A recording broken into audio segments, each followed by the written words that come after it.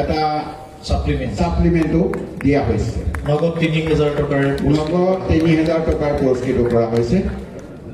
আপুনি 10 champion time number 10 আৰু 23 এইটো গ্ৰুপৰ দ্বিতীয় স্থান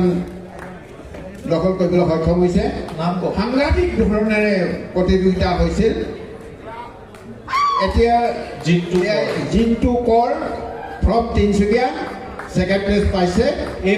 বঁটা প্ৰদান কৰিবৰ কাৰণে জ্যোতিপ্ৰসাদ কলিতাক মঞ্চলৈ আহিবলৈ অনুৰোধ জনাইছোঁ এটা কথা ক'ব লাগিব ইমান সুন্দৰ তেখেতৰ ষ্ট্ৰাকচাৰ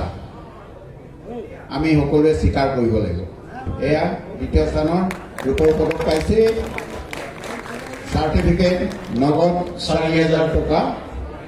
আৰু এয়া লগতে সাপ্লিমেন্টৰ